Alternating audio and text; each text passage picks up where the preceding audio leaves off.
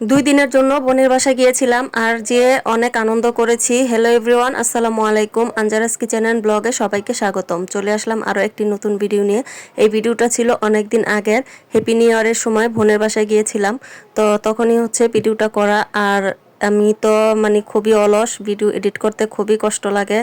বড় ভিডিও আমার একদমই এডিট করতে ইচ্ছা করে না। এরই ভিতরে হচ্ছে অনেকগুলো ভিডিও আমার এডিট করা ছিল, মেয়ে মোবাইল থেকে ডিলিট করে ফেলছে। তো কিছু আর করার নেই। আমার প্রায় 10-12টার মতো বড় ভিডিও এডিট করা ছিল, শুধু ভয়েস দেওয়া বাকি ছিল। তো সবগুলো ভিডিও হচ্ছে আমার মেয়ে ডিলিট করে ফেলছে। ও জানতো না যে ডিলিট হয়ে যাবে। তো কি আর করা। তো এটা হচ্ছে হ্যাপি নিউ ইয়ারের পরের দিনের ভিডিও। আমি বোনের বাসায় গিয়েছিলাম 2 দিনের জন্য। তো যাওয়ার পরে হচ্ছে ওইখানে প্রচুর শীত পড়েছিল।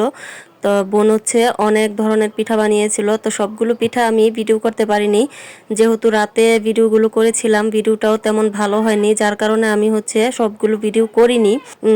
এখানে হচ্ছে কদম ফুল পিঠা বানানো হবে আর পিঠাগুলো হচ্ছে আমরা 3 বোন মিলেই বানিয়েছি। এখানে হচ্ছে কদম ফুল পিঠার জন্য সবকিছু রেডি করা হয়েছে। পোলাওর চাল ভিজিয়ে নেওয়া হয়েছে, তারপর হচ্ছে গুড় দিয়ে এখন হচ্ছে পিঠাগুলো বানিয়ে নিব। আর কদম ফুল পিঠা কে কে খেয়েছেন কমেন্ট করে জানাবেন। পিঠাটা কিন্তু অনেক মজার, কিন্তু ওই দিন তেমন একটা ভালো লাগেনি, কারণ হচ্ছে গুড়টা তেমন ভালো ছিল না, যার কারণে পিঠাটা খেতে ভালো লাগেনি। এছাড়াও আমরা অনেক ধরনের পিঠা বানিয়েছি, ভাপা পিঠা, তারপর হচ্ছে চিতই পিঠা, ছিটা পিঠা, তারপর হচ্ছে চাপটি, অনেক ধরনের পিঠা বানানো হয়েছে। সব কিছু হচ্ছে আমি ভিডিও করতে পারিনি। আর যেহেতু হ্যাপি নিউ ইয়ারের সময় গিয়েছিলাম, বারবিকিউ, তারপরে হচ্ছে অনেক ধরনের রান্নাবান্না, রোস্ট, পোলাও, গরুর মাংস সব কিছুই ছিল, কিন্তু আসলে আমি কোনো কিছুই ভিডিও করতে পারিনি। তো এই 2টা পিঠারই হচ্ছে ভিডিও করেছি। তো আজকের ভিডিওটি কেমন লাগলো আপনাদের অবশ্যই কমেন্ট করে জানাবেন। আর এই তো কথা বলতে বলতে হচ্ছে সবগুলো কদম ফুল পিঠা বানিয়ে নিয়েছি। এখন পিঠাগুলোকে সিদ্ধ করার জন্য চুলায় একটি হাঁড়িতে পানি বসিয়ে দিয়েছি। তারপর হচ্ছে একটা স্ট্যানার দিয়ে আমি পিঠাগুলো এক এক করে সব দিয়ে দিলাম। তো এখন ঢেকে দিব। তো এই স্ট্যানারটাতে পিঠাগুলো ভালো হচ্ছিল না, সময় বেশি লাগে, যার কারণে আমি একটা প্লাস্টিকের চালনিতে আবার উঠিয়ে দিয়েছিলাম। তো এই তো পিঠাগুলো বানানো হয়ে গেছে। তো এখন হচ্ছে বাবা পিঠাগুলো বানিয়ে নিব।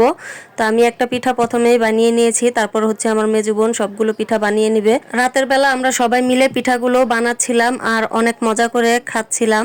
বানাতে বানাতে কখন যে সময় চলে গেছে বুঝতেই পারিনি। তো এইভাবে হচ্ছে সবগুলো পিঠাই বানিয়ে নিয়েছি। আর পিঠাগুলো যখন বানানো হচ্ছিল সবাই চুলার পার বসে বসে খাচ্ছিল। গরম গরম পিঠা সবাই একটা একটা করে বানাতে বানাতে খাওয়া শেষ, এরকম মজা করে খাওয়া হয়েছিল। তারপর হচ্ছে পরের দিন সকালে কিছু গুঁড়ি ছিল, সেগুলো দিয়ে হচ্ছে আমার মেজো বোন পিঠা বানিয়ে দিচ্ছিল। আর আমি আর আমার বড় বোন সকালবেলা ধোয়া ওঠা গরম পিঠাগুলো খাচ্ছিলাম, খেতে খুবই ভালো লাগছিল।